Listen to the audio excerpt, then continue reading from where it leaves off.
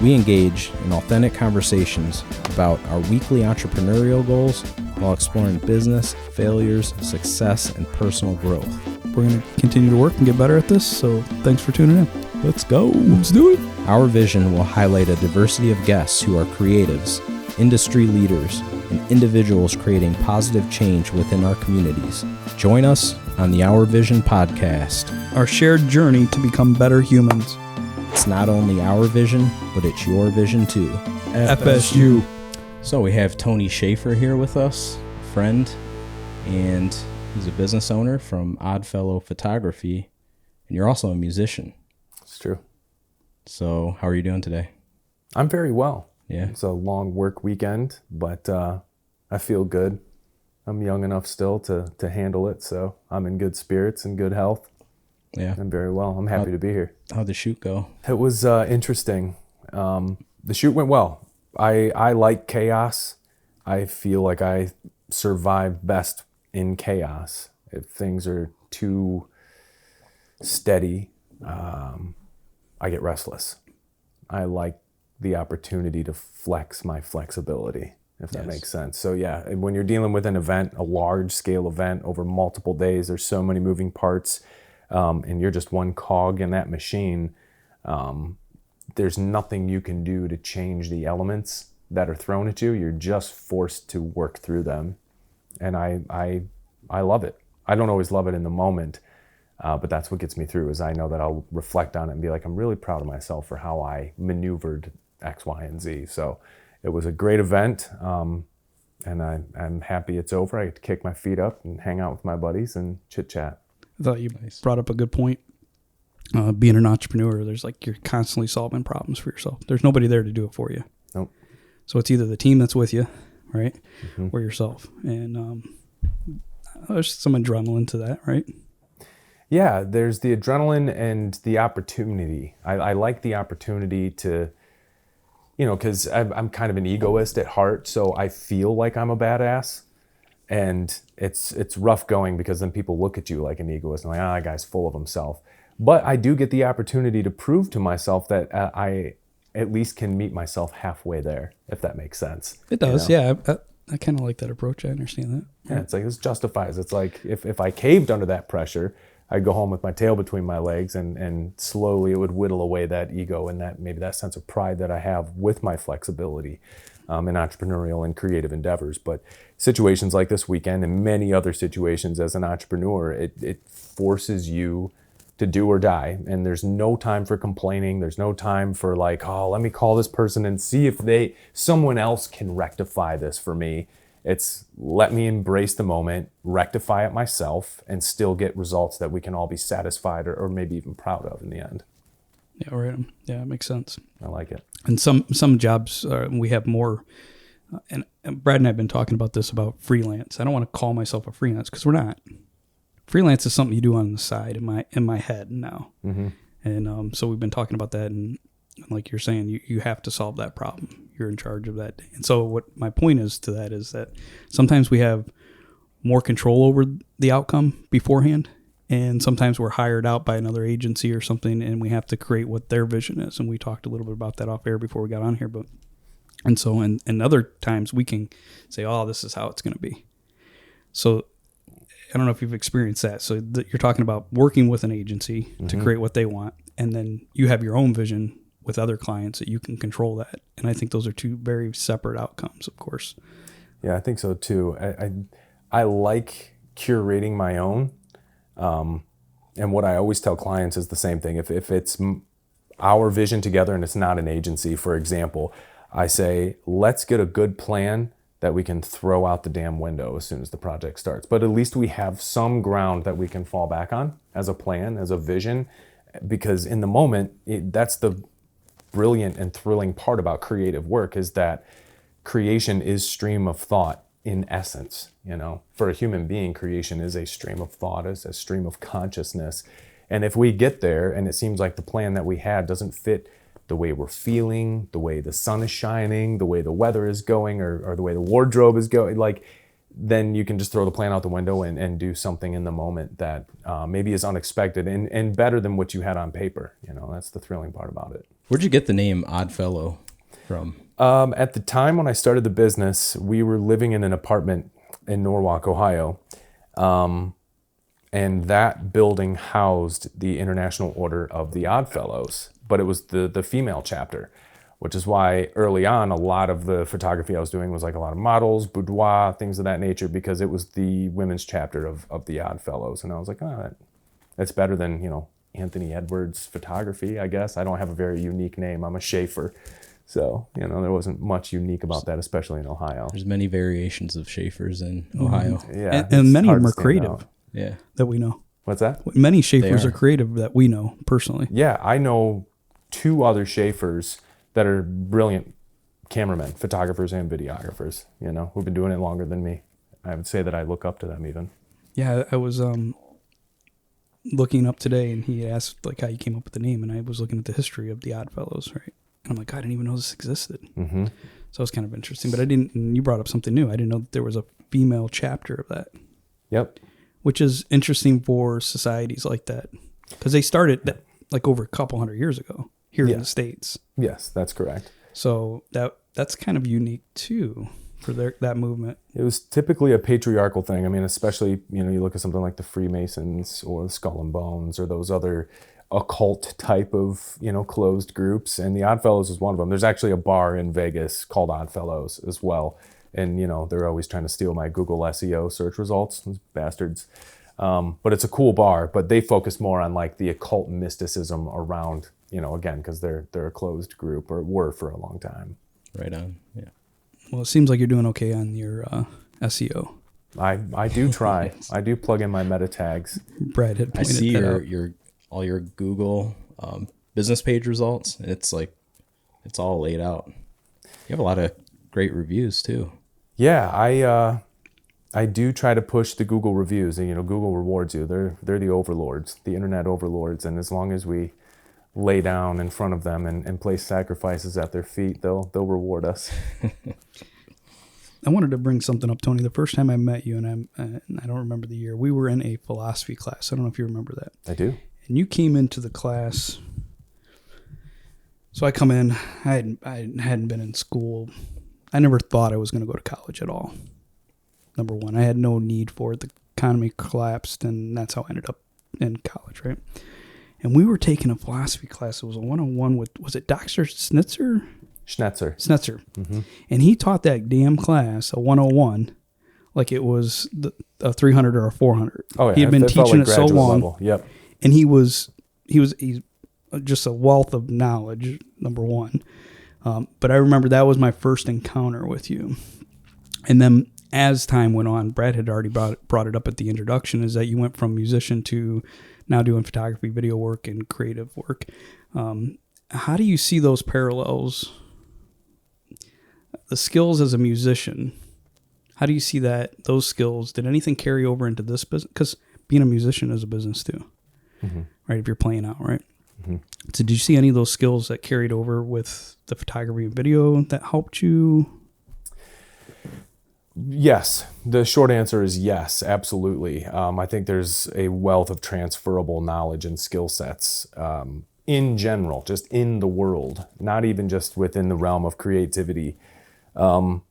As a musician, I was self-taught. I played over 20 instruments, self-taught.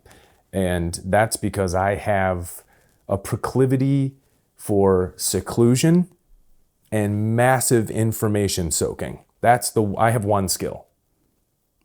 We can throw everything else out the window that somebody may say about me. I have one skill that I can take an abundance of information, cram it in my head and remember it. But then the proclivity for seclusion allows me the time to not care about socializing enough to where I can sit in a room and over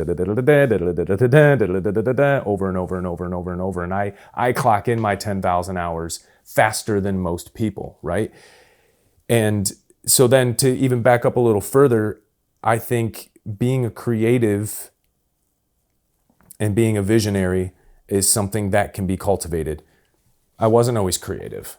I was not very good in art classes. I was a horrible drawer. I I couldn't even color inside the lines as a kid. I remember looking at my cousins when we were 6 and we're in coloring books, and they were so nice and their color choices were so much better than mine. Right. And I'm like pressing too hard in places. Like just this creativity was not natural to me. But for some reason, once I found music, it made me focus on it. And I think, well, good question is, what is creativity? And I actually wanted to solve that right around the time we were in that class together. I was looking into the human brain, and it's like, well, what is it to be creative? Well, you're imagining things that don't exist yet, and then using a skill set in the real world to manifest them. So it's really the prefrontal cortex, which is the part of the brain that sees the future, that anticipates something. Like, in the jungle, a cougar lives over there. So if I wander too close to that creek bed, then a cougar is going to eat me, right? Yeah, if I plant a seed here, a plant will grow and I can eat it. Can I back up just a little bit about creativity? Sure. So, this creativity it's interesting to me, but I want to go back up even farther about education. So, and I'm going to dummy it down a little bit right now and not go too in depth. But one of the things I realized in college is that, I'm not necessarily dumb in this area, or my brain. It's that the brain, people think and learn differently. Mm-hmm. And I started realizing so somebody that might be really great at mathematics might not be real good at philosophy. Mm-hmm. And then, so I started understanding those nuances in people. And I got to see that. Like, these are intelligent people, mm-hmm. but they just aren't going to excel in this whatever this might be, like mathematics and physics or whatever, right? So that was interesting to me. So, and then you're saying something about creativity is like, I wasn't as good as drawing, but I could, music opened up a whole nother world for you. And I think that's very true. We hear that over and over again, that music is really important for education, right? The arts. Mm-hmm. And I think creativity is like on the spectrum. Like and you said you clock your hours quickly because you just seclude yourself and cram that information and keep doing it. And I think, being exposed to those different disciplines helps us to mm-hmm. get creative at other areas. So we just mm-hmm. we went to school with a young woman, and she was great at drawing. So she already had that pre-skill, and then she could go into Illustrator, and she learned the program and married the two. Mm-hmm. And nobody could knock out as much work as her. You see what I'm saying? So mm-hmm. the foundation was there. And so I'm going to bring it back again a little bit too. I want to ask you, so as a musician, you'd have to book yourself, right? Sure. And deal with clients. Sure. Your clients was an owner of a venue or mm-hmm. those kind of things. Mm-hmm. That carries over into photography and video in my head. Would you agree? Yeah. Well, I think what I was painting, sometimes I can be a little long-winded, but what I'll say is that living in the future in your mind is envisioning things that haven't happened yet. That's the prefrontal cortex. So envisioning a song, I would imagine how it would be in the studio. I would imagine how it would be in front of a crowd. And this is before we even get into the business element. Because first and foremost, you have to have a proclivity for learning and developing a skill and a humility to know that you're going to suck at it for a while. Before you ever get money for it, before you talk to any clients, before any of that stuff happens, everyone's so ready to get into that so quickly that they forget that there's a huge learning curve of time where you just have to suck at this thing. You have to not be good at it for a period of time. And like you said, everyone learns differently and has different strengths. So that amount of time might be different for some people. Like I may turn this production company into a 6-figure business within the first 2 years, within 24 months. And that's my goal. But I wouldn't have been able to do that if I didn't have 20 years of sucking in business at music. You know what I mean? Had I not sucked at business music, I would have survived COVID. But I didn't. I didn't put the energy. I was so focused on the creative elements of it, thinking into the future and living in that the ether of creativity, that I forgot to be grounded and remind myself that there is a left brain, there is a place for business, communication, organization, budgeting, scheduling, all the things that are just icky to most creatives that I've met in my life. I've rarely met a creative that's just like, all right, this was a great recording session. I got to go back home and do my QuickBooks real quick, but I'll see you guys tomorrow. It never happens like that. It's so very rare, true. So I had to learn some hard lessons of music in that regard, Yeah, I feel we're all hard on ourselves, us creatives. I'm never fully satisfied with anything I create. There's always something that can be fixed. course. So And it should be, or else you'll plateau, you know? And that's, I think, it's the liberal side of us because, you know, say in classic, like, political terms, I was a political science major at the time we were in school together.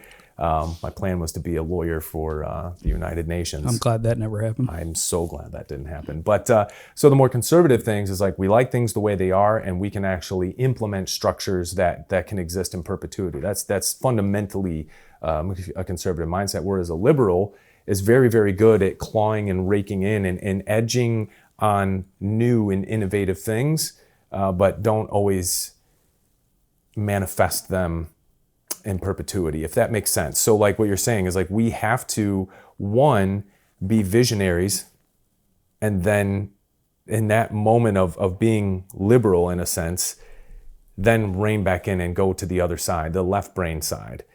James Taylor was one of my favorite songwriters, and he always put in the moment of inspiration, if you're writing a song, get as much of it out as possible. Just all of it. Doesn't matter if it's some rubbish lyrics or if you're using filler words like scrambled eggs here, and that's not going to be the final, but you know the syllable count. It's scrambled eggs. Get it out, get it on the paper, and then go back and edit. Interesting, yeah. Then go back and edit. Don't put the left brain on until the right brain is done getting it all out onto the table. But then it's never going to be good enough, because then once your left brain kicks in, you're like, oh, well, this is kind of already finished and I need to move on to the next thing. But, you know, so not being satisfied gives us the courage to go back in again and again, to go back into the ring over and over again. Well, I think it's interesting what Brad said is that I'm not 100% always satisfied either, right? Yep. And it's really interesting. Sometimes you'll get done with a project, for whether that be video or creation. You give it to the client and you're hesitant, but you know it's time. It's time to release it and give it to them, right? Yep. And then you're like, I don't know if you've ever had, and they're happy with it, right? But we look at it and we go, well, that right there, that could have been a little better. The lighting was a little glary right there. So I think you bring up a good point, is like that motivation part. And one of the things I want to back up is one of the things that we're priding ourselves is that we're not trying to sell us as something that we aren't. I never promise somebody something that I can't do, right? I might stretch a little bit to try to accomplish something, but I never promise my clients that I'm something over here when I'm not. Does that make sense? Yes. There's a different, I want to be authentic to what I can provide as value, right? So, but what you're saying is, so we're always talking about failure, right?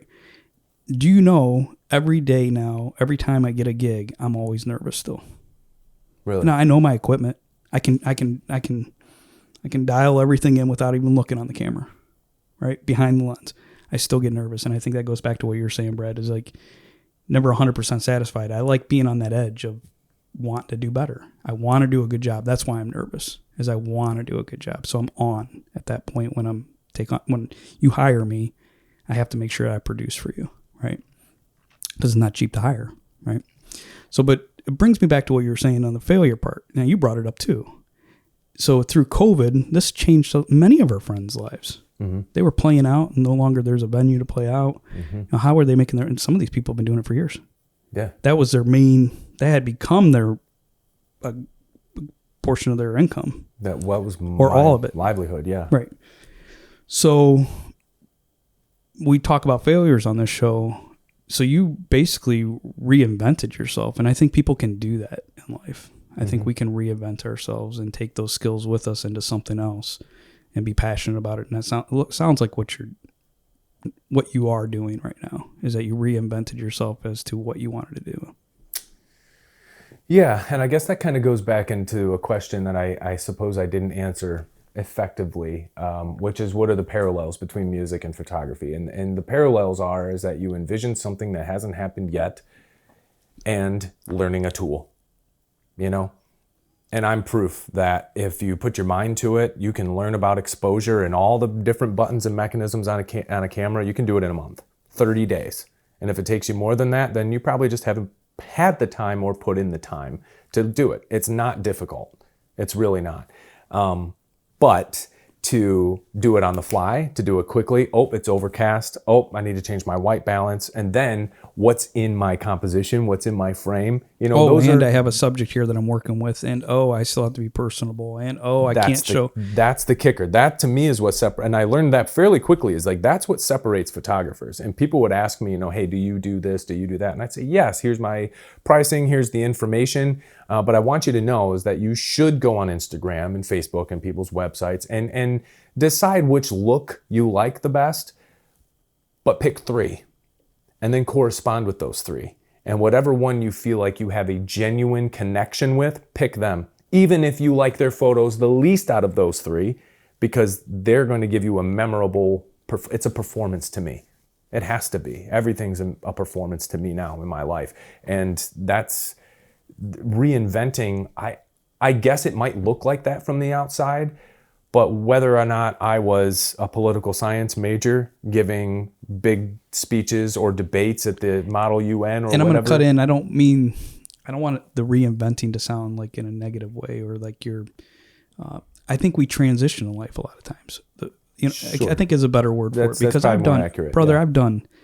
Brad and I've done boat building, mason work, housework, managed restaurants. But you were always you. I was always me. And I think, you take those skills with you and they become a value. I was telling him I had the opportunity to work for a boat company, was offered quality control, and then later plant foreman. And through that, learning the skill set of like really looking at a business and then how do we build teams around that and keep track of who's doing what and those kind of things. And I carried that into being a teacher when I came and was a teacher and started looking at the team and how do we make a team stronger, right? So, and these are all skill sets that you learn over time. How do you learn those things? And it's through experience. It's 10,000 hour rule. The more you deal with clients and customers and customer service and running a restaurant and building something and doing this, and you put yourself in front of a bunch of different types of people, you learn some shit. Then failing. Right. And you fail. Because every time you start something new, like you start managing a restaurant, I don't know. Like I'm going to have to learn a bunch of some new skills. There's got to be that chaos element, where you, and I think it's important to mess up publicly. You have to fail publicly where you were held accountable by other people and you were very naked in that vulnerability, because I think that is where you learn those crucial, deep, fundamental truths about yourself and life. And then if you can get back up from that, you're cut out for entrepreneurial endeavors. If you cannot, it's probably time to start working on your resume. That might be harsh, but that's my belief. Being vulnerable, right, Brad? We talk about that. Yes, and that's why we're doing this. Well, one of the reasons I am. So. Well, me too. We were talking, Brad and I have been talking. You can explain a little bit to why you're doing this and one of the benefits that you're going to receive out of doing a podcast like this and being vulnerable. And one of the things he's told me is that he's reserved. A lot of people don't even know where he stands on things or how he thinks about things because he doesn't put that out there. So this is a big deal for Brad to be doing this. Okay, so take your shirt off and tell us the wildest conspiracy that you believe in. Go. There's too many to even get into that deep of a rabbit hole. So yeah, failing publicly, so we understand that. And that's being vulnerable. And I think you have to be honest with yourself and others. I'm not always honest with a client, and I have to be real. Well, I never overpromise. That I agree with, and I take that tenet. But I am in love with biting off more than I can chew. I like to over-deliver. I like to over-deliver too. And over-deliver, I guess. And that's a good model, and it's a safe model. But if somebody says, "Hey, can you do X-Y-Z?" and I've never done X-Y-Z, but I know that I have enough bullshittery in me to pull it off. Yes, I can do X-Y-Z. I'll agree with that. Like if you feel like if you're willing to take that extra time to accomplish that, correct. That's what it does sometimes to you, right? It's not that you can't do it. You can learn to do it. You can either figure it out, but it might take you more time. But it's good because you're going to get something back from that. That's even correct. More so than the money. Because then you have an example of you pulling that kind of project off, and then you can use that as a springboard for other clients. Right. But if I always stayed in what I know and what I know I can over-deliver on and under-promise, then I feel there's a risk for stagnation there. Whereas like if somebody asks me something that's above my pay grade, yes, I can do it. 100%. What was your learning curve if you want to compare music to photography? I think it's important to say, first of all, is that I'm in love with motivation. I'm in love with personal development. Very much so. And it's because I'm a lazy motherfucker at heart. I would sit under a palm tree and play with myself on a beach for the rest of eternity and talk to no one and do nothing forever if I had my way.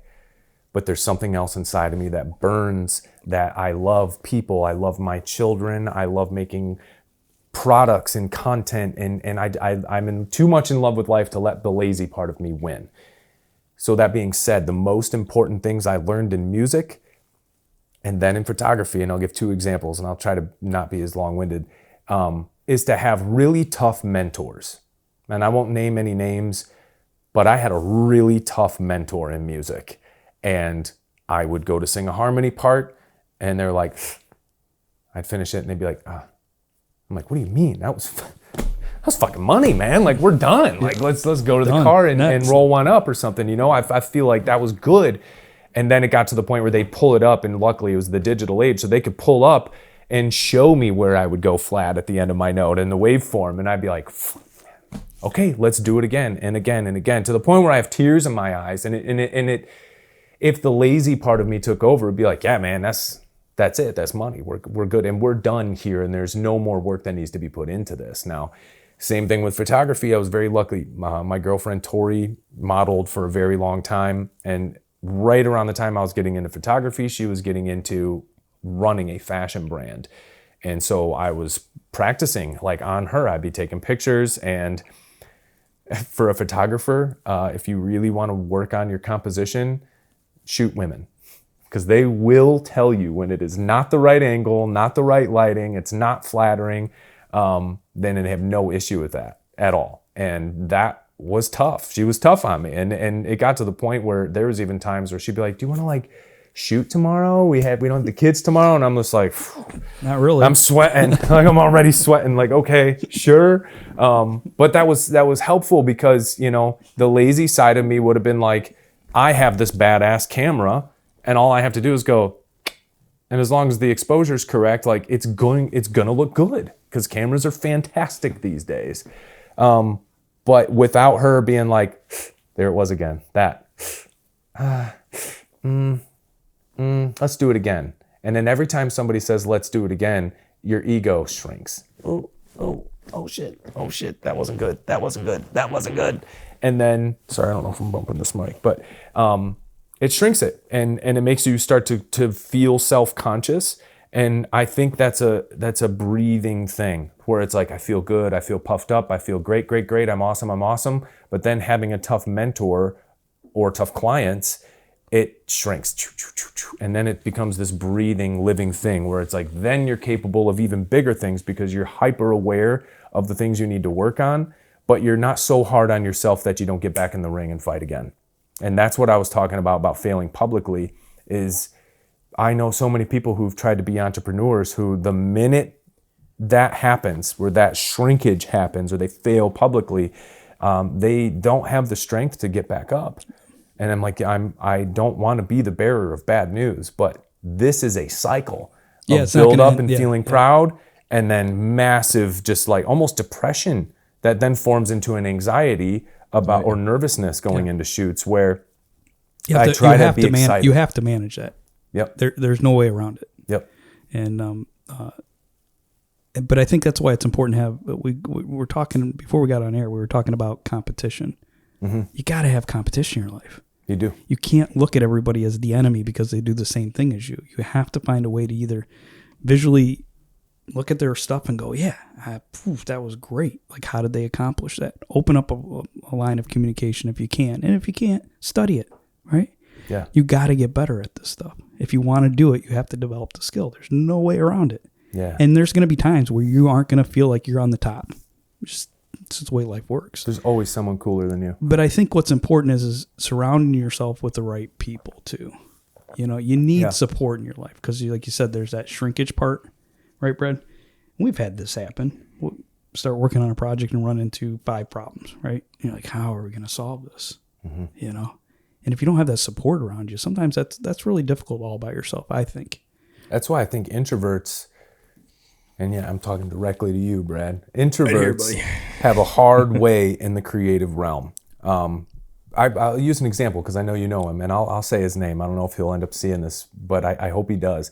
Steve Horbath. Oh, yeah, I love him. Phenomenal guitar player in the local scene. He's played beyond the local scene as well as I have. And I remember distinctly we played on a bill together, and he knew of me and I knew of him, but we were both these kind of like introverted type people. We're happy to talk to fans and feel good because the fans are always there to make you feel better about yourself.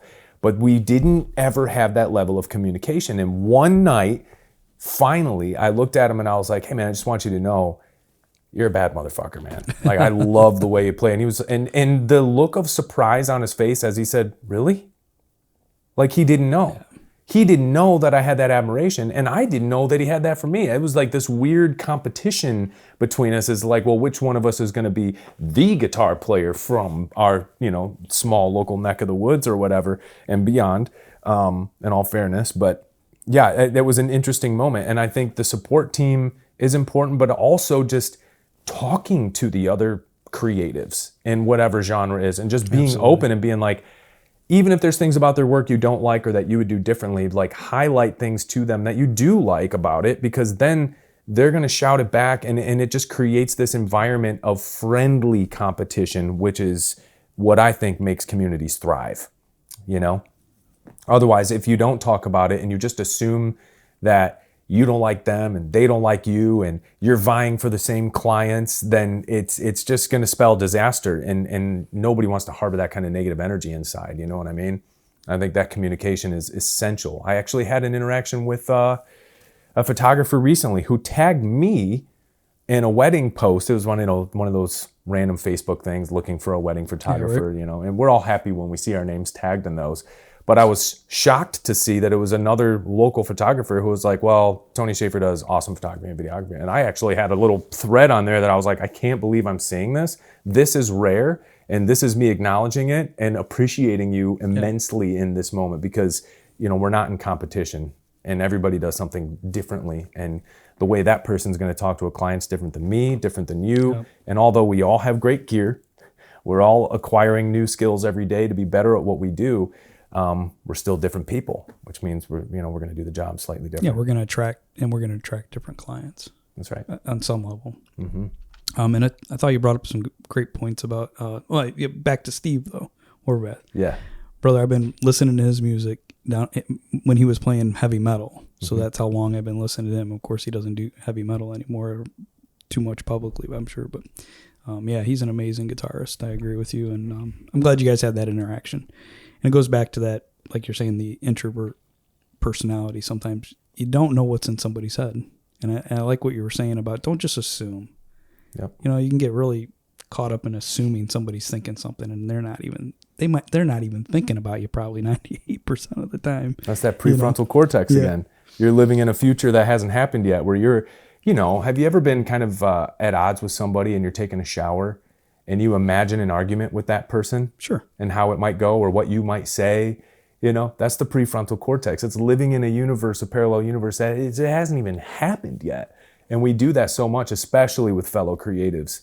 And I think it's just so important to just like, screw the future. Here's right now. And I want you to know, I love what you do. I love what you do. Right. There's things you do that I would do differently and probably likewise, but that's okay. It gives the clients a choice. And I don't think there's a supply problem or a demand problem in the realm of creativity. I think there's a supply problem. And I think the more of us there are, the better. And the more of us there are that are open about how we feel about each other, it opens the possibility for creative exchange. And then it makes you want to be better. Like we were talking about that before. Like if I see a picture that you've done or a framing that you did or just the way that you handle a particular project or client that looks really good, my initial reaction should be, you son of a bitch, that looks great. That's so good. Now I have to do something. Now then it's like a game of chess. And it's never that I want your demise or that I want all your money and all your clients. It's never that. It's like, because then where's the competition? Where's that go? It's like that friendly back and forth is like sparring creatively or fencing, and I like that. Yeah, it comes back to, well, it goes with supporting, you know, your friends and colleagues, and not only in business, but in your personal lives, and just building each other up. I think that's important. And if we had more of that, I think we'd have a much different world going on, you know. Man, we see a lot of negativity, and people are on different ends of the spectrum arguing back and forth about their differences, but there's nothing wrong with having different opinions about things. And you can still be supportive of others even with those differences. That's my favorite thing, especially when we start talking about, you know, something maybe beyond creativity and entrepreneurship, but we're talking religion, politics, highly volatile subjects. Like I love talking with people that have completely opposite views of me, you know, so long as they're tempered correctly, you know, to actually have a civilized, an actual open conversation where we're not going to, you know, stab each other by the end of it. Right. We don't need to start the crusades. One of the things you know, and we can, you know, technology is great. I love technology. It's another tool, just like a vehicle, a car, right? So it all depends on how we use it. And I know that sounds a little cliche, but what's happening is with this, like you were saying, that opposite spectrum, right? Where we need to, I want to disagree with you. You said that back to me a little bit before, and I agree with that. I've said that 100 times probably. I want somebody to disagree with me because that leaves opportunity for me to go, am I thinking about this? Maybe I'm too stubborn in one area. Maybe I need to open up my brain a little bit and think about, okay. And so I think you can do that creatively. I think you can do that in your personal life, like you're talking more personal. And I believe that's a really important thing as people. And I think the other thing is I think technology has been driving this division because we can niche down. I got a computer in my pocket. I can listen to X podcast, X show, and it can be just down the vein of what I want. I can block out anything that's on some level, right? For the most part, yeah. And I think that is niche down and niche down and niche down and niche down, and I think that is accelerating this division in this country. That's one of my opinions. And I think you can change that. You know, I know when we're working, we don't sit around watching the news all day long. We're hyper-focused on creating new documents or calling a client or trying to figure out how we're going to do our business better, right? And then at the end of the evening, we might throw a movie on or something or watch something like that or see some entertainment. You know, sometimes we can get so hyper-focused on all this chatter noise out here, it bogs down even our personal lives. You know, you're hyper-focused on everything that's negative. There are some tremendous people just at 50 miles from where we're sitting right now that are doing wonderful things in public. That's right. Whether that be a nonprofit, whether that be an artist, whether that be somebody that's helping children or whatever. If you look for it, you can find it, right? And whether it's 50 miles from here or 1,000 miles from here, it exists. Yeah. You know, so you choose the lens you look through, I guess is my point. Yeah, and sometimes, unfortunately for people, it happens unconsciously. You know, they're not even aware that they're being bombarded with negativity all the time. You know, I mean, let's take specifically in politics. You know, if people look at the macro all the time, if people are, you know, and this kind of coincides with creativity. If you're looking at the macro, let's take politics. Like, it's easy to get frustrated. It's easy to get bogged down. It's easy to think to yourself, man, the world is chaos. Right. It's falling apart. Nobody can agree on anything. It's so polarized that we're doomed. Surely this is just heading for revolution, civil war, disaster, something like that, right? It's easy to feel that way. But if you scale it back in and you look at your community, go to a city council meeting. Go to your local chamber of commerce. Yeah, change it on a local level if you want to be a part of it. And you can see it immediately that there are people working with similar vested interests that you have that are helping the community now. That you'll see the results 6 months from now, not 6 generations from now. Look at what they've done downtown. Yeah. Look, I mean, it's amazing, right? Talking downtown Sandusky? Yeah, and it's not just one person. This has happened with hundreds of people. Thousands of people have worked on this area, whether that be fixing up your own house or your sidewalk or the beautification program that exists that you can get money to fix up the front of your place, or the planning that went into taking the tax dollars to make up, you know, Jackson Street Pier look better and bike paths and you know, and making it more accessible for family and changing the lighting. the amount of restaurants and businesses that have come back to the downtown area over the last 10 years. These are, what you're saying is that that's a local event happening in real time. But it's not sexy. It doesn't get your blood pumping the way that, like, if I go and I see, if I'm a liberal and I see Ben Shapiro spouting off a bunch of nonsense, it's easy for me to be like, what a Republican shit. And the same with the other way around. If I'm, a Republican and I see Rachel Maddow, then it's easy, what a liberal commie, right. Like, and it's sexy. And it doesn't boil the blood, right? Yeah. But it should, but good things should get you motivated, right? Yeah, but it's strange how much it doesn't.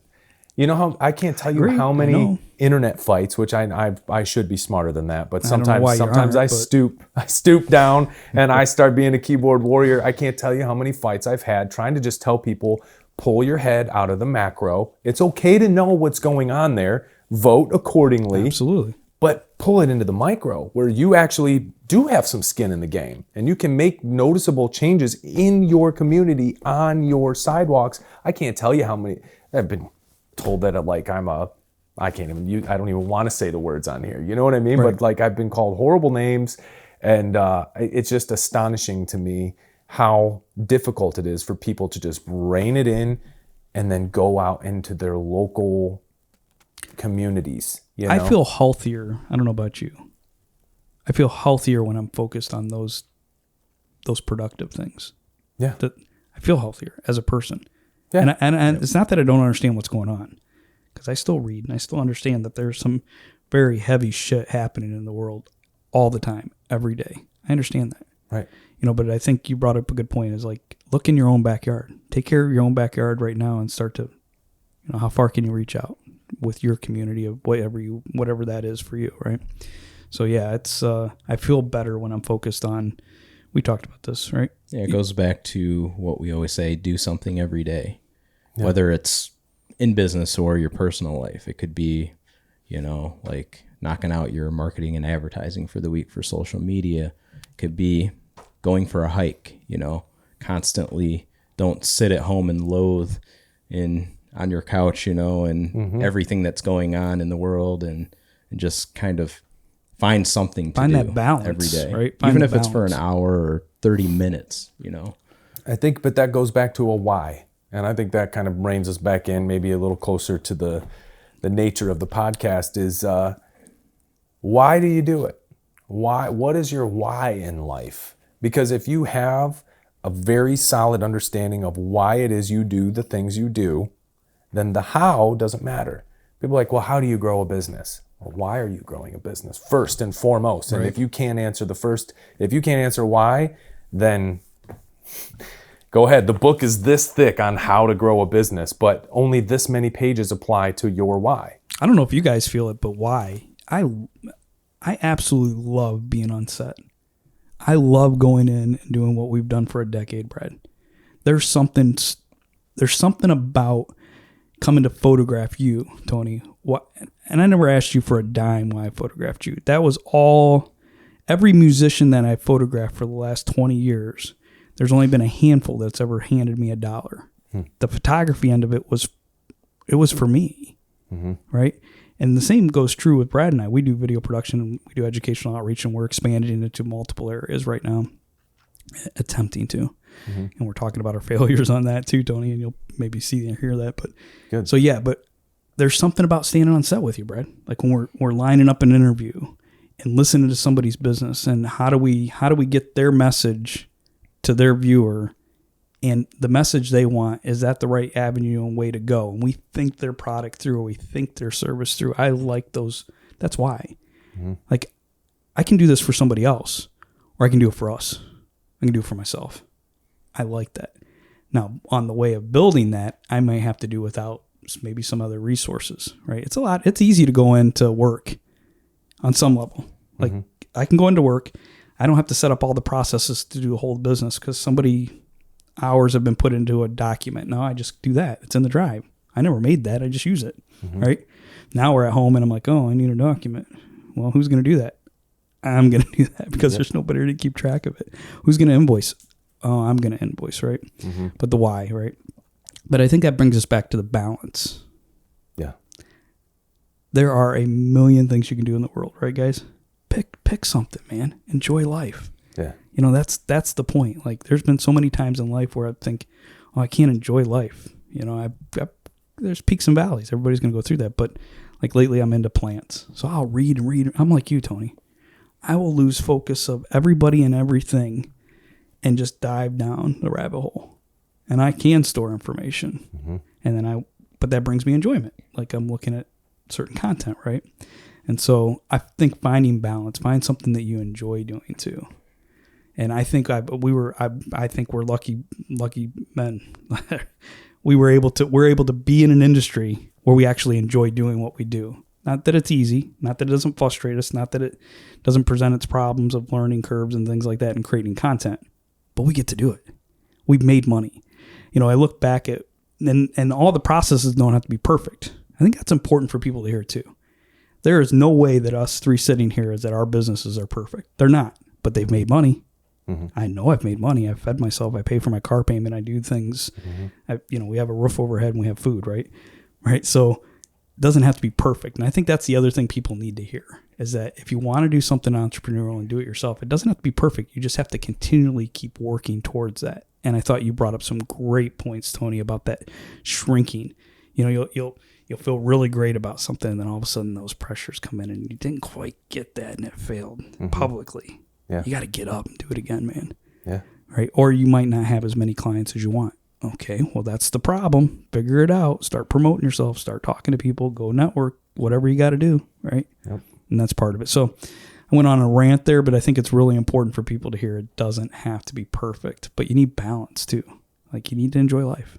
Don't focus on all the negative bullshit. I think it's, you touched on some really close to my heart topics. And I can't tell you in my time as a creative, since I was 14, as 22 years ago now, people started viewing me in that way as a creative. Oh, well, you're creative. Oh, well, you're a funny guy, or you're talented, or, those adjectives were being ascribed to me by my peer groups. And I can't tell you how many people, especially creatives, come to me and they feel like they have no life purpose. They feel like they have no identity. They don't know where they're going, and they don't have a sense of what's next.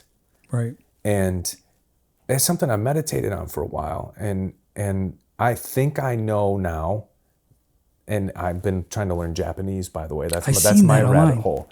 Can you teach one word right now? Can't wait until... well, the obvious one would be konnichiwa, which is hello.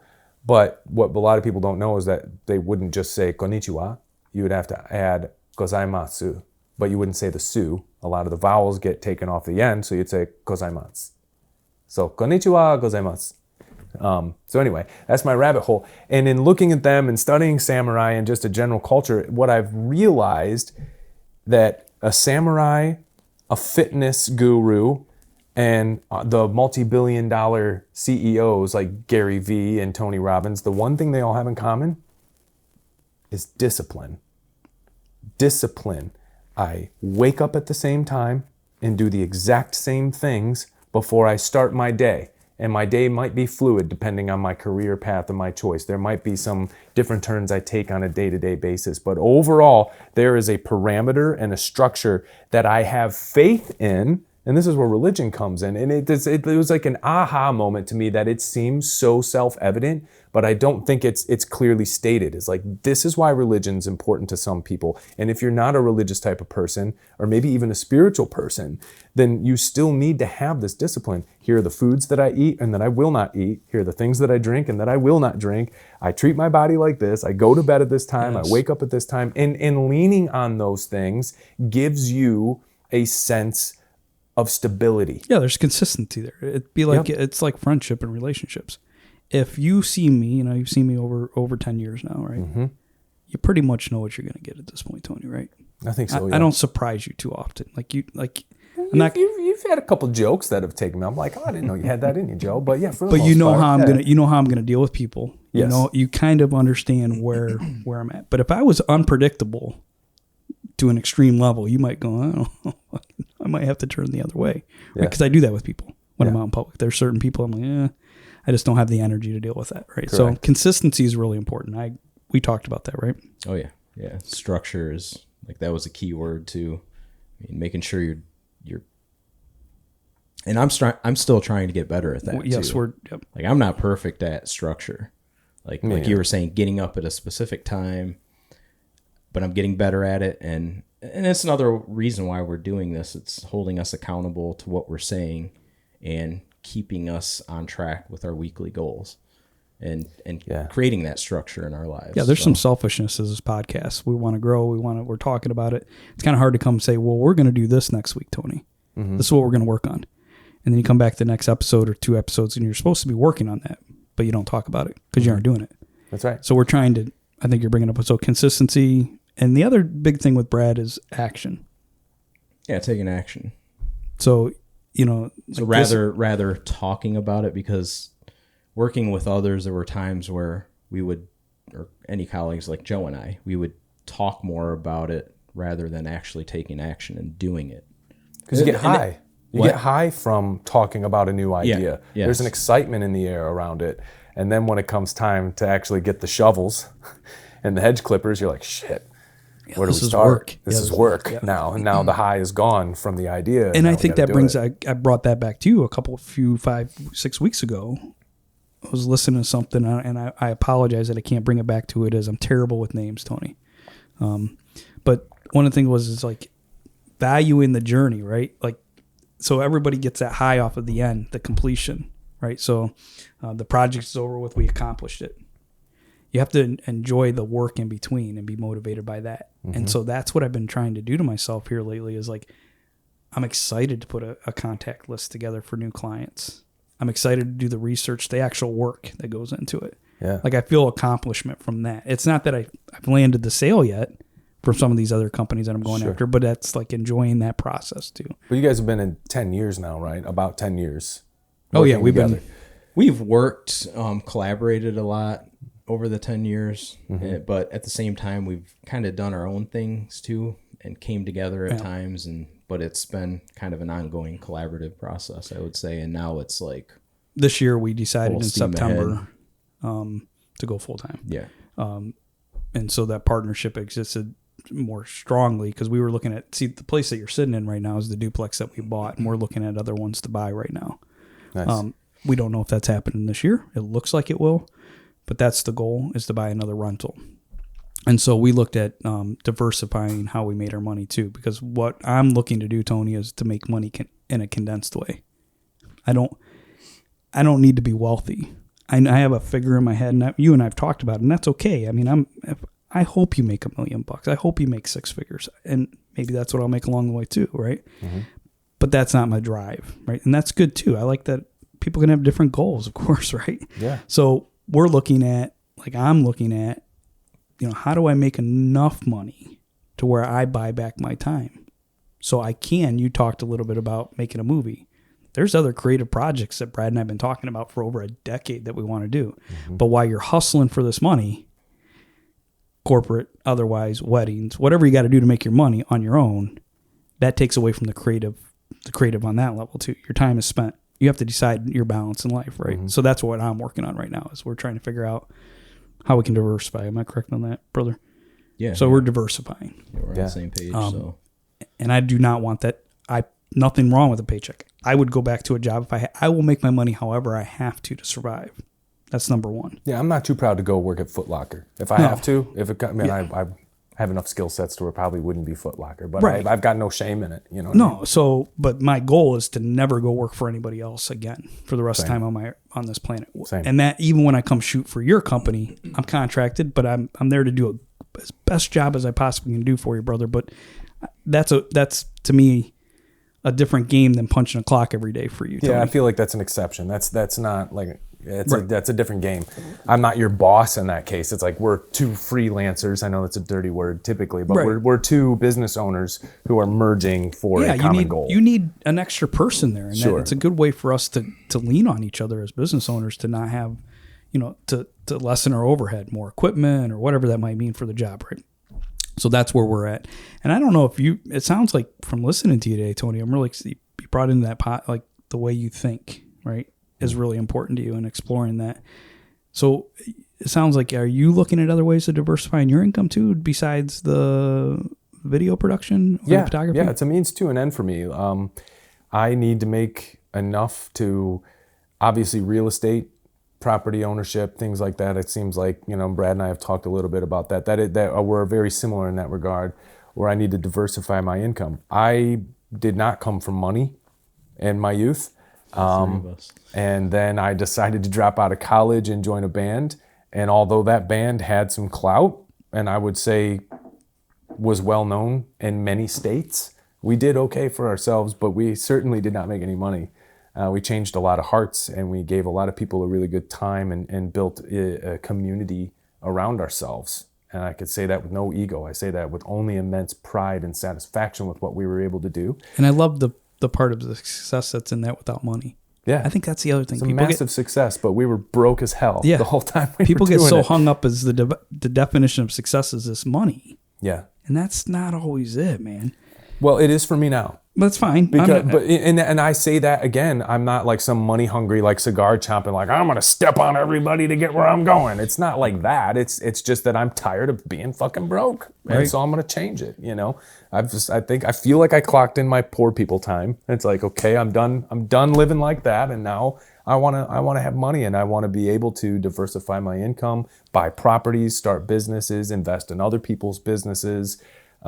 That's a journey. That's what I want to do. But one thing that before it leaves is when we were talking about discipline, is to anybody who might see this, I think it's interesting to see people who have had moderate success, or even in the early stages of success with business and entrepreneurship, is it seems easy. And even though as many times as we might say, oh, it's hard and you get knocked down and you got to stand back up, I think the thing that doesn't get said enough is start small. I mean, like really small. For me, I was 19 and I quit drinking soda. And I was proud of that. And I have one occasionally, but man, I lived off of Mountain Dew when I was a kid. I drank I'm surprised I haven't died of diabetes or kidney failure at this point. 2-liter around with you? I always had soda pop with me. Well, sorry, we're in Ohio, so I have pop. I drink a lot of pop, and that was a big deal. And I started drinking more water. I drink water, get better sleep. So, and what I think a lot of people don't realize is that if you set a goal for yourself, we think of goals as like, I'm going to lose 200 pounds, or I'm going to start a 7-figure business, or I'm going to do these things. And that's great to think macro, but this is where, again, it comes in where you get your head out of the macro. It's good to understand it and to see it, but then rein it back into the micro and be like, I'm going to bed at 9:30 tonight, and I'm going to wake up at 5:30. And the first thing I'm going to do is drink a glass of water before I even take my morning pee. Before I do that, my feet hit the ground, I'm going to drink some cold water, and then do that for a week. Because as soon as you start doing those little things, they start stacking up. And that is essentially and fundamentally where self-confidence comes from. Self-confidence. I've been making my bed. I don't know if you've noticed it. I make my bed every day. Nice. That's a good one. I would have never done. I don't. But I've been doing that. That's like one thing I do every day. That's one that I've gone through phases on, is making my bed. Yeah, but it's been... It provokes me to do some other things I'm starting to notice. So, but isn't that's it silly, weird? but it's just one little thing. It's not silly though. It's foundational to the belief in yourself, because if we go out there and tell everybody, hey, that you got this, and be positive and build your self-confidence, but deep down I know that I didn't make my bed and the dishes are still in the sink and all these little things, whether it's true or not, there's going to be a little voice inside your head that says you're full of shit. Yeah. And we all have it. Yes, thank you, Tony. The alter ego of Jiminy Cricket, where it's not always like, you can do this. It's like the other one that's like, you fucking liar. Yeah. You didn't fold the laundry. Yeah. You didn't make your bed. The dishes are still and you know it in your head, but like doing those little things. Presenting yourself as something that's not. It's like this, Tony. Smile for me right now. There's a difference when I catch you smiling, and there's a difference when I tell you to smile. Correct. There's little tiny muscle movements. Mm-hmm. And you give me 1,000 people lined up, and I'll find those little tiny muscle movements. I will. Mm-hmm. And I'll know bullshit when I see it. That's right. And I think that's what we're talking about, is like being honest to yourself, even when there's nobody around. It goes back to that, it's kind of cliche, but hey, did you pick up that trash you dropped on the ground even though nobody's looking? Yeah, right? it's integrity. It's integrity, exactly. And it makes you bulletproof to that evil-ass little voice in your head that tells you shouldn't, or that you can't, or that you're not good enough, or that you're too ugly, you're too weak, you're too lazy, you're not creative enough, you're not talented enough. We all have that asshole that lives in our head. Yeah. And the only way to fight it is to consistently prove them wrong. Yes, I did the dishes. Yes, I remembered trash day. Yes, I washed my ass today. Yes, I folded the laundry. Yes, these little tiny things that stack up, because then once you get those on lock, then you can say, I'm going to go to the gym 2 days this week. I'm going to change my diet. And those bigger ones. People say, I want to change my diet. I want to quit smoking. That's a big one for a lot of people. It was a big one for me. Routine builds in efficiency too. That's right. It's comforting too, actually. Like if you wake up and you know, oh, like I'm gonna do my bed and I'm gonna, there's comfort to routine. Mm-hmm. That gives you a good foundation. Gives you a good foundation to, and there's something to be said about taking care of your stuff. You know this as well as I do, like your equipment. Like, like that's how we make our money. So treat everything like it's your equipment, right? If you own it, you should be taking care of it like it's your equipment, like it's making you money. You don't want to have to rebuy this stuff, right? And same with routine. You want to live a good routine, right? It feels better. It's like not focusing on the negative. Feels better in your head, right? Your body. You get to the point where you continually do it, and it's almost like you don't even have to think about it. It just becomes habitual, and then, like you said, then you start adding on other routines or other pieces of your routine. And it's sorry, I mean, to achieve whatever goal you're trying to get to. So the thing that's fascinating to me is that so many people believe that they might be broken. I'm just this way. I'm depressed a lot. And some people are clinically depressed. Some people have some serious things, and I would never deter or detract from that. But I don't think there's as many as would claim.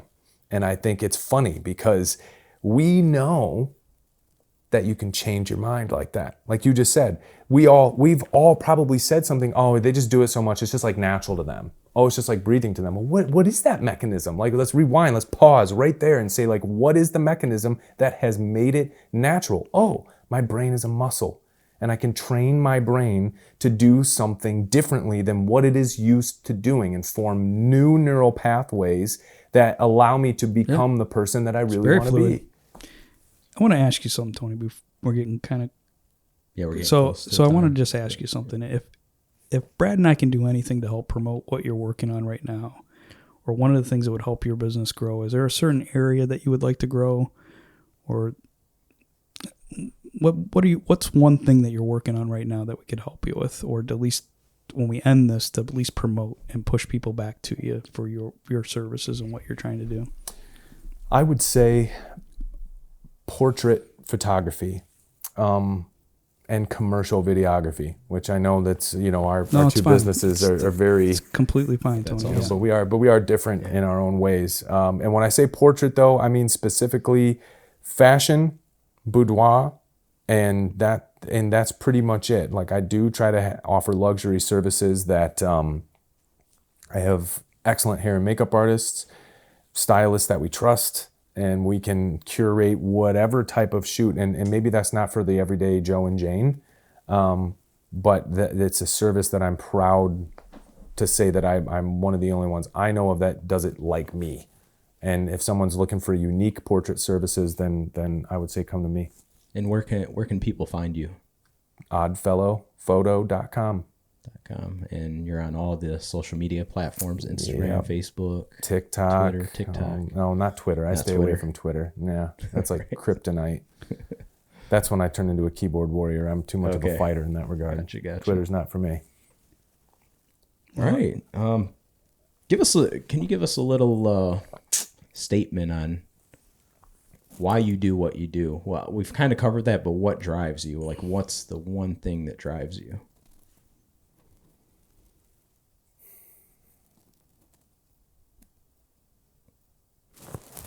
I guess it doesn't have to be one thing, though. Take my glasses off for this one. Yes, this is a powerful moment right here, folks. It's multifaceted, as it should be with the human brain. I think, one, I'm lazy, which we already covered that. But I grew up with a lot of my peers and people I looked up to, authority figures, saying that, man, if only you applied yourself, you could be valedictorian, you could be successful in Nashville, LA, and I repeatedly fell victim to my own inefficiencies as a naturally lazy person, not even naturally, exceptionally lazy person. And I would always just do the bare minimum to get by. And those experiences have now become ghosts that haunt me. And I have, in the last, I would say, 7 years, since the band broke up, really, that sent me in a spiral of personal, introspective reflection that, like, why did that happen, and how did this happen, and what role did I play in something so beautiful blowing up and leaving me destitute with no real work experience in my adult life, no degree to rely upon, no resume that was worth sharing. And when I typed up my first resume after my band broke up, it was embarrassing. And I had to angle it in such a way to where it was like, look at these skills that I acquired. Yeah. You know what I mean? Look at these skills that I acquired. And I know I'm useful. I can't prove it to you with a degree, but I know I'm good for this company because of the things that I was able to do in this creative adventure. And so what drives me now are the ghosts of my failures and my just glaring inefficiencies as a human being who was always destined for more but too lazy to go get it. And I need to change it now in my life so that, and this is the real answer, is so that I can teach my kids how to do it and make sure that they fail way less than I did, or at least in different ways. Well, on that note, I think, did you have something to say, Joe? No, I just think in response to I that? really like listening to that. Thank you for sharing that. That's a vulnerable thing to say. And I appreciate that. So Thank you. Thanks Awesome. for allowing me to say it. Thanks, Tony. so this was episode 12.9. 13. Second guest, Tony Schaffer from OddFellowPhoto.com. Thank you. anything we can do to help you, Tony, you always let us know. I love being a part of projects with you. I've always loved listening to your music. Love you as a person. Likewise, And man. I'm you. enjoying watching this whole experience happen. You said something that really struck me is like, how do you become part of something so beautiful and it just dissipates, right? Kind of, well, you didn't say that, but I'm saying dissipate.